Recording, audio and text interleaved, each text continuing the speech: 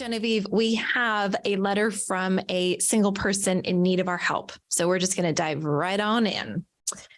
The title of this letter, yes, is physical attraction the main thing a straight man looks for when dating?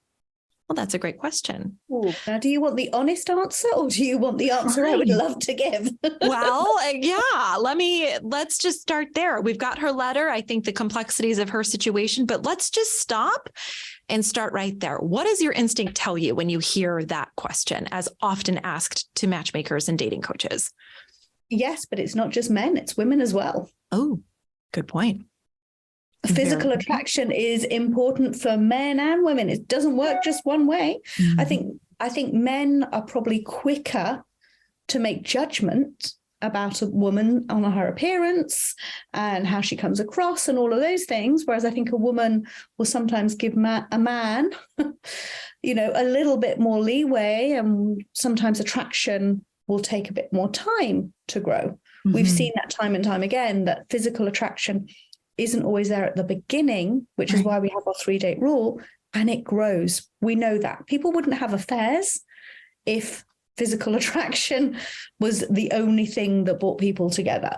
How many times do we hear about people getting together when they've been friends for 20 years or, they've worked together for a few years and then all of a sudden they're attracted to each other. Right. So we do know and we do understand that physical attraction grows. Mm-hmm. So it's not something that is predetermined straight away. Mm-hmm. Absolutely. And I think if we know that, 2 facts. 1, men and women both take physical attraction into account when dating. Yeah. And 2, the reality is that attraction changes, grows, morphs into something that most times we weren't even prepared for. It's like, wait a minute, why are you all of a sudden really cute? Right. And it's the most interesting complexity thing that happens in dating. And you're right. The 3-date rule is imperative to dating. So I love that our matchmakers, just constantly remind their clients of that, because it's a game changer when it comes to dating. So first and foremost, just the subject line alone, there's your advice. But let's get into this particular. No, there's more. Oh, there's more? Okay. I know we could just end it now and just keep talking about that. But I love this because they give more of a situation, right? The letter writer goes on to say, I am turning 30 this year and I'm pretty insecure about aging and dating. I don't look the same way when I got with my ex at 23. I'm worried that I won't be as attractive to a lot of men, and this lessens my chances of meeting someone compared to when I met my ex at 23. Does anyone have advice or an opinion to share? I am talking about a long-term and serious dating relationships only. So they're not looking for that one-night stand fling. This person's looking for her, increasing the odds of finding a connection at the ripe age of 30? Well, first of all, every milestone birthday has its own complexities and there's their own vulnerabilities. So, we hear from people at 30, 40, 50, 60 and plus. Mm-hmm. So that's one thing to deal with and there's a biological clock also with women around the 30 mark. We hear that all the time. A lot of women feel very vulnerable around 30, and it's hormones, it's biological clock. Friends could be getting married and settling down and having children, and you feel that you're left on the shelf. Mm-hmm. And we hear that all the time. Our bodies are constantly changing. And what a cool thing. I just want to say, one thing just really quick, that you just said that, because if we could accept that faster, that our bodies are changing, and no, you're not 23, but how freaking cool to be a 30-year-old. And right. Like, I just have to say, I heard this when I was turning 30 a while ago. We won't say when. And that everything changes when you turn 30. It's like the rose-colored glasses come off and you can see clearly and you accept yourself and your body. And it's true. And it continues to happen every decade thereafter. So embrace it, mama. 30 is cool. You know what? It's not much fun being 52. I'm almost 40 in a month. And I am like, I'm really loving myself. So I think that's the first thing is that you accept who you are at the different stages. And I think it's really important. Your bodies are constantly changing. My body, I'm going to be 52 in 2 weeks, and my body is totally different now than it was when I was in my 30s, 40s, and 20s, completely different. And I probably work out more now than I did then. So I think it's one of these things that it's an acceptance. And it's embracing who you are. And if someone wants you because of your body or what you look like, then they're not the right person that you want to be with long term anyway, because they're looking at you from a superficial standpoint. And if they're looking at you like that, they're not looking at you for a long term partner. They're just not. They're looking at you because you're arm candy. And you're going to look great for the parties and the work dues and everything else, but you're not someone that they will appreciate your body changing even more. If you want to have children, your body changes. We know that. As you grow older, your bodies change. Men's bodies change just in the same way as women's bodies change. So I think it's one of those things that we put a lot of emphasis on. We're different and we're changing. And people are not going to like us and accept us for who we are. And you know what? If they don't, let them move on, because they're not the right people for you. Right. Let the right ones come in who are going to love you and see you for who you really are and what values and what qualities and your quirkiness that you bring to the relationship. Right. Your unique and lovable self. And really, yes, is attraction important? Absolutely. But it's not one-dimensional. And I think that's the thing that we have to really start understanding as daters that are serious. Like she just ended her letter. She specifically said, I'm not talking about anything other than serious, dating and relationships. Yeah. So if that's the case, then we have to then re-educate ourselves on what attraction really is. It's not one-dimensional. It's not a physical being, right? That's just there and exists. And, oh, that's attractive. I want that. That sounds like a fun time, very lust-filled, but that doesn't sound like the makings of a long-term partnership. Because there are so many other factors to attraction. So can you share with me, what do you think the layers of attraction we should be looking for when we're dating, aside from physical? We know we have these factors that we're attracted to, but what else is attractive? What should we be looking for? Well, firstly, that the physical side is what's going to draw you in initially to get you curious. Yeah. But I want you to look beyond that. What I always say to people is, as long as you don't find someone physically repulsive, that's something to embrace. That's a good start. Yeah. So, if you're curious about somebody, and you're curious about their personality, that curiosity will drive you to uncover more about that person. You should be looking for the companionship, the friendship, the little quirky ways that you like about that person. What makes them tick? What makes them attractive to you? Is it their smile? Is it their humor? We know humor is the number one key to attraction. Absolutely. We know that. Yes. It doesn't matter how many surveys we've seen, we've done, we've dissected over the years. Humor is one of the key points of attraction. So it's understanding what attraction is to you. It's going to be different for different people. There will be some people that are very superficial and want the visual look, and that's the only thing that drives them. That's okay. That's great. Leave them to their journey. And if they don't find you attractive, that's okay. If you don't find someone else attractive, that's okay. It's okay. People are attracted to different things. That's just human nature. So I think it's really important that people don't get stuck in what attraction is by other people's standards, but understand what it is for you. Yeah.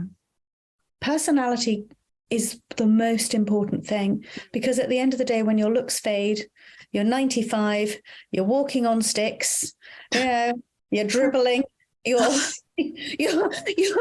need someone to help you do other things, or maybe you're 95 going off to do yoga and climbing mountains, and you want someone that's going to be your partner in crime. Absolutely. Yes. And be your cheerleader. I say it time and time again. You need someone that's going to not hold you back, but encourage you in life. Right. So all of those things are attractive qualities. Yeah, absolutely. And the way somebody makes us feel, which again is not, I'm not giving power to somebody about how they make us feel, but otherwise, when somebody does what they say they're going to do, what they're going to do, for example, they show up on time and they're eager and excited to see you, and receiving that and being on the other end of that, as opposed to somebody that's flaky, that's really tells you that you're really pretty, or that you think is really cute, but can't show up on time to save his life, or she's just a flake. And how do you receive that? How does your body feel when you're given that?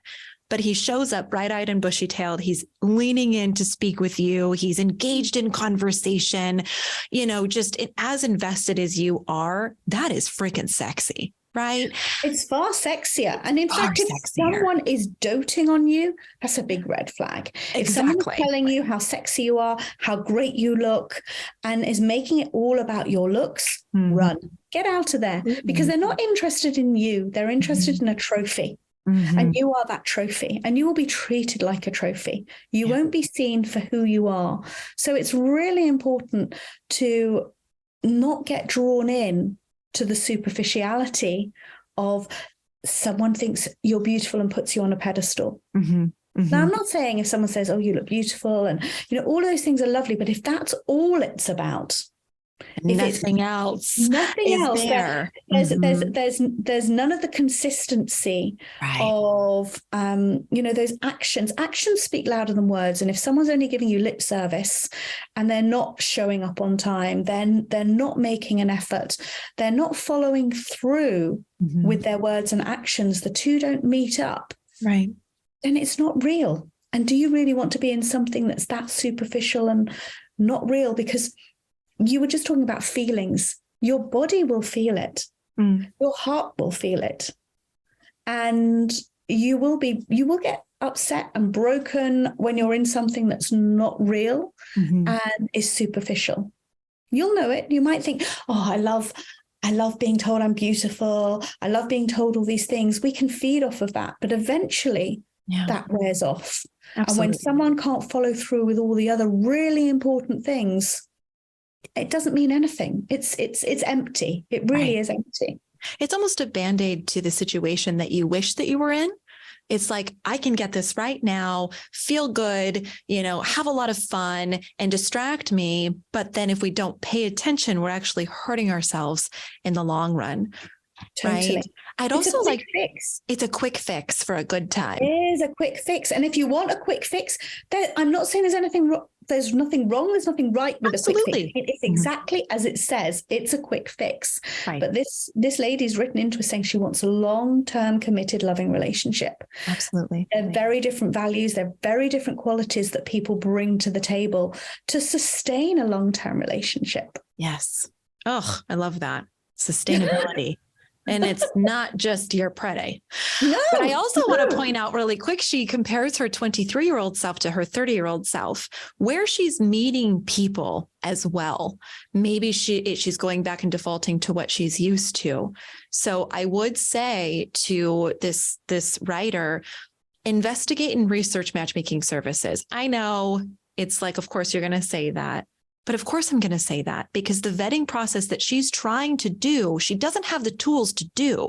She doesn't know how to qualify somebody based on their intentions, based on their future goals, based on what they want.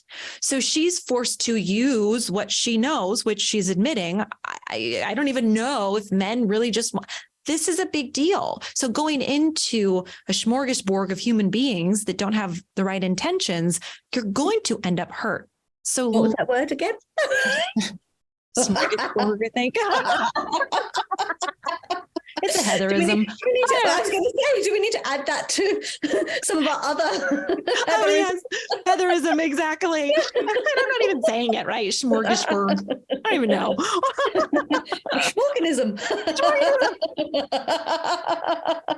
awesome. Write in if you know what a schmorganism is, please. Right. We'd love to know. Yeah. We'd love to know. But that's the thing, is that I think we have to use the right tool for our goals. You can't go and use a pair of skis to get across a lake, right? If you really have a goal of getting somewhere. Water skis. Oh, right. That's fair. That's a good point. That's a good point, right? Use the tool the right way and be creative. Exactly. Don't go and do the thing that would, and then you just like bubble down to the bottom of the lake. So use the right tools. That jet ski or the ski has a boat pulling them. Yes. Let a matchmaker. You need the boat. You need the boat. We're the boat. Exactly. So we'd love to invite her and anybody else of all shapes and sizes with all varying different levels of dating and relationship statuses, whether you're just getting out there for the first time or you're getting out there in this foreign body that you have no idea what's going on. All of those clients, all of those situations, we love working with you and helping you because this is the most important decision you will ever make in your entire life. Don't go at it alone and in foreign territory. Right. So we invite you to go to matchmakingcompany.com to check us out. Give us a call. Let us help you. And otherwise, of course, as always, we love your letters. We love your questions. Write us. Tell us what's going on. And until next time, like and subscribe, of course. And Genevieve, thank you so much. What a fun chat. You're welcome. All right.